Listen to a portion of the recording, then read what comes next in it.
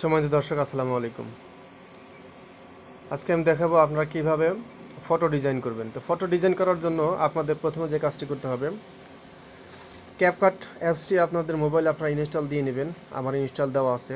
এরপর আমরা এখান থেকে ওপেন করব। ওপেন করার পর এইখান থেকে নিউ প্রজেক্টে ক্লিক করব। নিউ প্রজেক্টে ক্লিক করার পর আপনাদের গ্যালারিতে নিয়ে আসবে। আপনারা যে ফটোটি ডিজাইন করতে চান ওই ফটোটি সিলেক্ট করে নেবেন। এরপর অ্যাডে ক্লিক করে দিবেন। অ্যাডে ক্লিক করে দেওয়ার পর এইখানে এরকম শো করবে। তো এবার আমরা এইখান থেকে একটি ব্যাকগ্রাউন্ড নিব। এরপর ইমেজে ক্লিক করব। ইমেজে ক্লিক করার পর এইখান থেকে আমরা একটি ব্যাকগ্রাউন্ড ছবি নিয়ে নেব। তো ছবিও নিয়ে নিলাম। ছবি নিয়ে নেওয়া হয়ে গেলে আমরা এই ছবিটাকে ডুপ্লিকেট করব। এই ছবিটাকে আমরা এইখান থেকে ডুপ্লিকেট করলাম। তো ডুপ্লিকেট করা হয়ে গেলে এই ছবিটা বাম পাশে চলে আসছে। তো এইবার আমরা এই ছবিটাকে নিচে নিয়ে আসার জন্য আমরা এইখান থেকে ওভারপ্লেতে ক্লিক করব। ওভারপ্লেতে ক্লিক করার পর কিন্তু আমাদের ছবিটি নিচে চলে আসবে। তো এইবার আমরা এইখান থেকে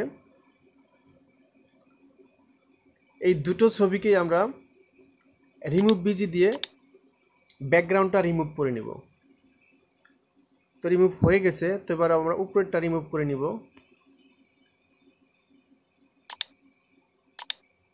আমাদের দুইটি ছবিরই কিন্তু ব্যাকগ্রাউন্ড রিমুভ হয়ে গেছে। তো এবার আমরা দেখব যে কোন ছবিটি উপরে আছে, কোন ছবিটি নিচে আছে। তো উপরের ছবিটি হলো নিচে। তো এইবার আমরা এই ছবিটিকে এইখান থেকে ওই ছবিটির উপরে ক্লিক করবেন। ছবিটির উপরে ক্লিক করার পর আমরা ওই ছবিটিকে এইখান থেকে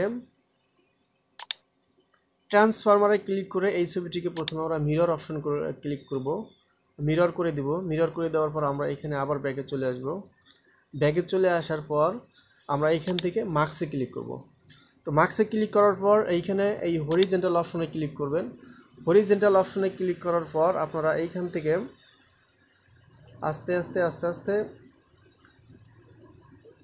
এই ছবিটাকে নিচে নিয়ে আসবেন, অথবা আপনারা এই হরিজেন্টাল অপশনে আবার ক্লিক করবেন।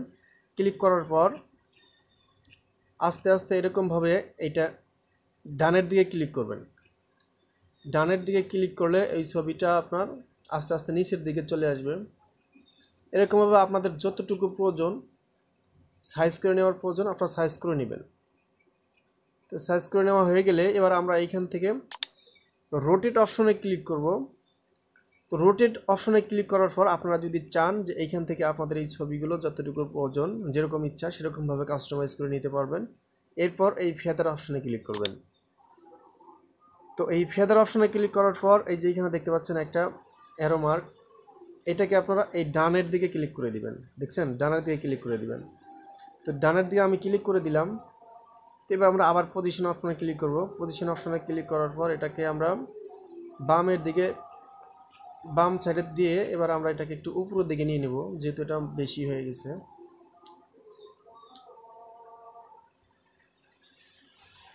আমাদের কিন্তু হয়ে গেছে এখন। তো এখন এই ছবিটাকে আমরা এইখান থেকে এক্সপোর্ট করব। জাস্ট কিছুক্ষণ ওয়েট করবেন। ওয়েট করার পর দেখবেন যে আপনাদের ছবিটি কিন্তু